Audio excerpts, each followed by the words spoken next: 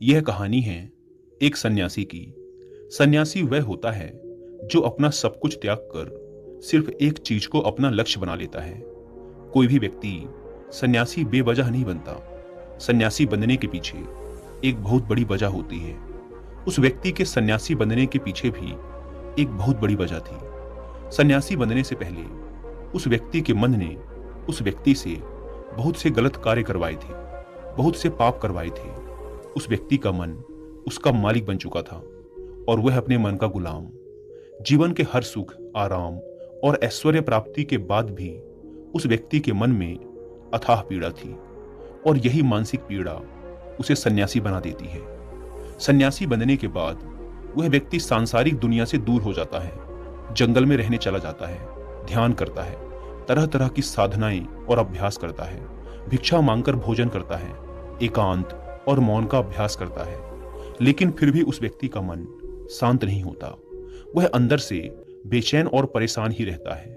यहाँ एक बात समझने वाली है कि ध्यान या किसी भी साधना का जो शुरुआती बिंदु है, उसकी शुरुआत ही तभी की जा सकती है जब हमारा मन शांत हो, जब हमारा मन हमारी सुनता हो।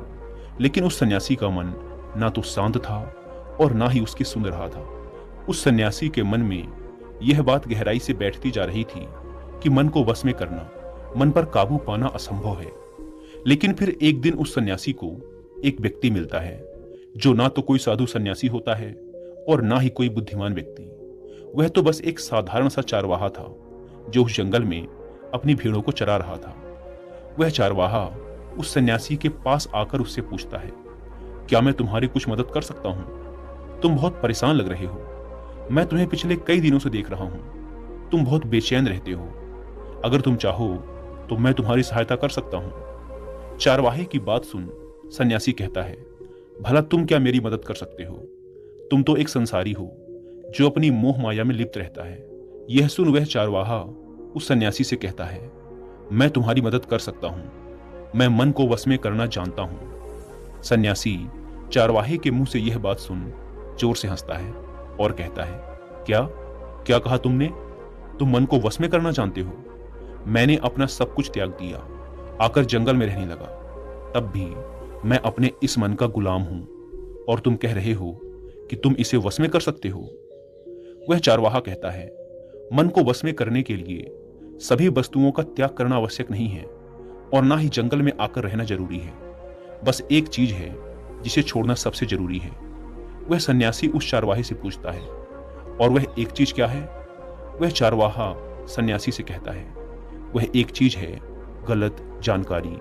आज तक हमारे भीतर जो भी जानकारी गई है उसी ने हमारे मन का निर्माण किया है। सन्यासी उस चारवाहे से पूछता है, परंतु वो कैसे? वह चारवाहा समझाते हुए कहता है, मान लो तुमने आज तक अपने जीवन में सेब का फल नहीं खाया, तुम्हें सेब के स्वाद के बारे में कुछ भी नहीं पता, तो क्या तुम्हारा मन कभी सेब खाने को कर सकता है? नहीं ना। इसीलिए हमारे मन का निर्माण जानकारी से होता है। वह सन्यासी उस चारवाहे की बात से प्रभावित हो जाता है और उससे कहता है, क्या आप इस बारे में मुझे और विस्तार से समझा सकते हैं? वह चारवाहा उस सन्यासी से कहता है, अगर तुम अपने मन को वश में करना चाहते हो तो अब मेरी बातों को ध्यान से सुनना। तुम अपने मन को वश में केवल तभी कर सकते हो जब तुम अपने मन की जड़ों को देख पाओगे। मन का निर्माण जानकारी से होता है और हमारे शरीर में जानकारी के 5 प्रवेश द्वार होते हैं। पहला, आंख। हम अपनी आंखों से जो कुछ भी देखते हैं, अच्छा या बुरा, वो सब हमारे मन की याददाश्त में इकट्ठा होता रहता है। दूसरा, कान। हमारे कान जो कुछ भी सुनते हैं वह भी हमारे मन में बीज के रूप में बो दिया जाता है। तीसरा, जीभ। जिस भी चीज का स्वाद हम एक बार ले लेते हैं वह हमारे मन की याददाश्त में अंकित हो जाता है। चौथा है नाक। जो भी हम एक बार सूंघ लेते हैं, खुशबू या बदबू, वो सभी हमारे मन में दर्ज हो जाती हैं। और पांचवा है त्वचा। जिस भी चीज को हम एक बार छू लेते हैं, स्पर्श कर लेते हैं, उसकी याददाश्त हमारे मन में कहीं न कहीं अंकित हो जाती है। इन 5 शारीरिक दरवाजों से जो भी जानकारी हमारे अंदर जाती है वह जानकारी बीजों के रूप में जमा हो जाती है और धीरे धीरे वृक्ष बनती है। हमारा मन मिट्टी की तरह है जिसमें बीज बोए जाते हैं और हमारी बुद्धि बीज बोने वाले किसान की तरह है। अगर हमारी बुद्धि गलत जानकारी के बीजों को सही जानकारी के बीज समझकर बो देगी, तो जब भविष्य में वह बीज वृक्ष बनेगा तो वह खराब फल ही देगा। तुम्हारा मन तुम्हारे वश में इसीलिए नहीं है क्योंकि तुमने पहले से ही अपने मन में बहुत सारे गलत बीज बो रखे हैं और अब वो बीज बड़े वृक्ष बन चुके हैं। वह सन्यासी उस चारवाहे से पूछता है, तो अब मुझे क्या करना चाहिए, क्योंकि अब तक तो मैं बहुत सारे गलत बीज बो चुका हूं और जो बोए जा चुके हैं उन्हें वापस निकाल नहीं सकता। वह चारवाहा उस सन्यासी से कहता है, अब तक तुम अनजाने में गलत बीज बो रहे थे, लेकिन अब जानबूझकर सही बीज बोना आरंभ कर दो। भीतर अगर हजारों बीज गलत हैं तो क्या हुआ, अब से लाखों सही बीज बोने के लिए तैयार हो जाओ। तुम्हें बस पूरे दिन इस बात पर ध्यान देना है कि इन पांचों द्वारों से तुम्हारे भीतर क्या जानकारी जा रही है और जो जानकारी जा रही है वो सही भी है या नहीं। वह सन्यासी पूछता है, यह कब तक करना होगा।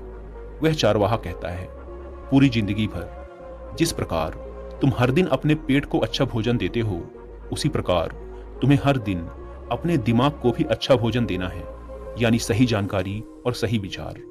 जीवन में हर दिन हर पल तुम्हें सिर्फ दो विकल्प मिलेंगे, जिसमें से एक विकल्प तुम्हारे लिए सही होगा और दूसरा गलत, लेकिन तुम्हें हर बार सही विकल्प का ही चुनाव करना है।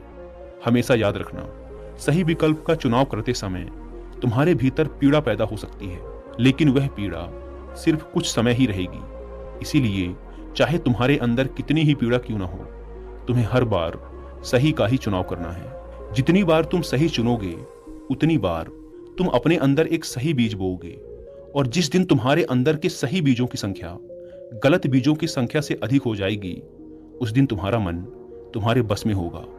लेकिन उस दिन के लिए आज से, अभी से अपना प्रयास जारी रखना होगा। वह सन्यासी तो उस चरवाहे की बात को समझ जाता है, लेकिन क्या आप समझ पाए?